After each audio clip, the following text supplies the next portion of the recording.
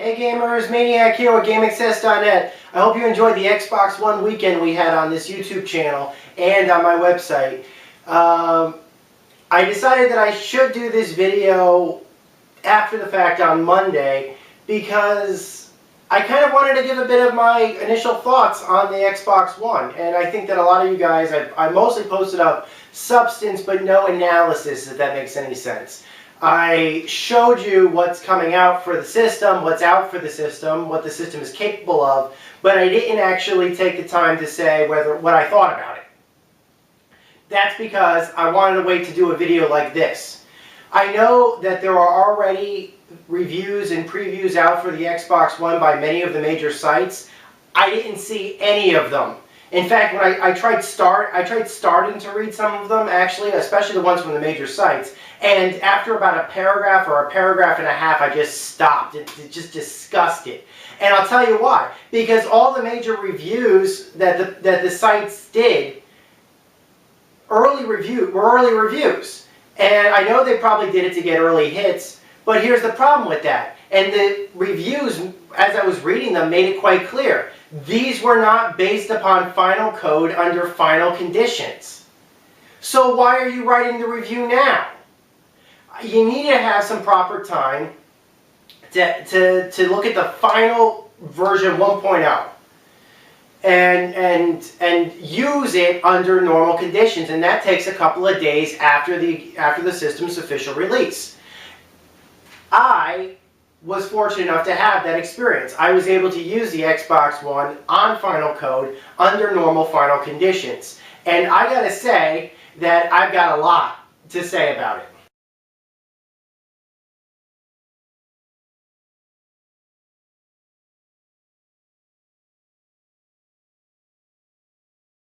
Okay, first off, I know that a lot of people are probably going to ask me, the first question is, what did you think about the initial setup process?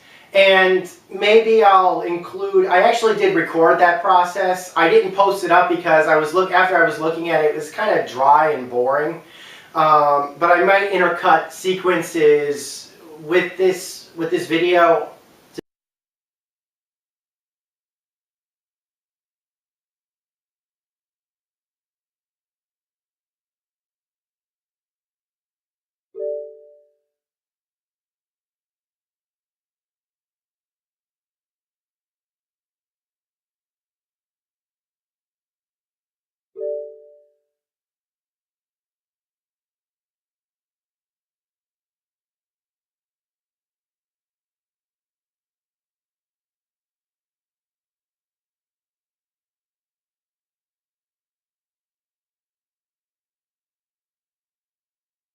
That actually wasn't the most difficult procedure. Also, what didn't take that long was in my gamertag setup. I, of course, already have an Xbox Live gamertag profile. I already knew my information.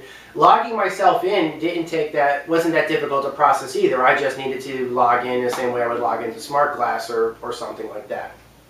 It was not that difficult. It also was at least relatively automatic for me to I didn't have to set up myself for the system, if that makes any sense.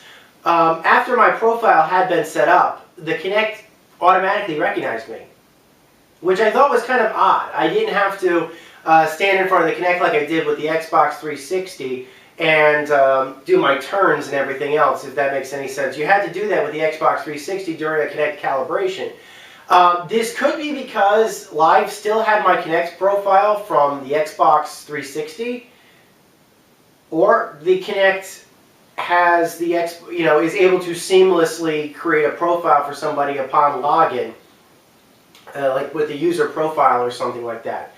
If anybody who didn't have an Xbox 360 can comment on that and did not set up a Kinect procedure, even if you did have if you have a comment about, no, the procedure was different for me, then please post a comment about it because I'd like to know. But literally all I had to do was sign into my Xbox Live profile, and immediately the system recognized me.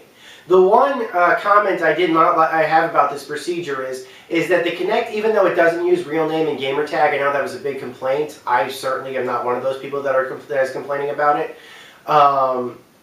that, if I may, the Kinect in the Xbox One always addressed me by my real name from my Xbox profile. However, that was all local only. I don't like that. I know that may sound weird, especially since that information is local only. It's only stored on that Xbox. It's only displayed on that Xbox. People that view your profile won't be able to see that from an external Xbox. I feel weird when the system addresses me by my real name.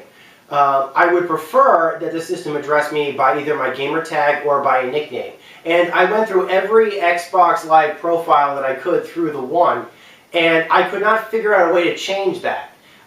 There were plenty of procedures for me to change my gamer tag, but nothing for me to change how the system addresses me. I'm sure that's stored in live.com somewhere or something like that. I probably would be able to change it through, I don't know, through Skype or Live Messenger or something. But I don't like that. I really don't. I prefer that the Kinect either address me by my gamer tag or by a nickname. I don't like the fact that the system is addressing me by my real name. And I'm sure that if other people tried to do that, it would probably also address them. Again, it's local only, but I don't like it. I want an option for a nickname. So that aside, that's really my only complaint about the procedure itself. It was a lot faster to set up and calibrate the Kinect than it was on the 360. Still had the same, calibration notes, so it can calibrate the microphone and stuff. But yeah, basically that was it.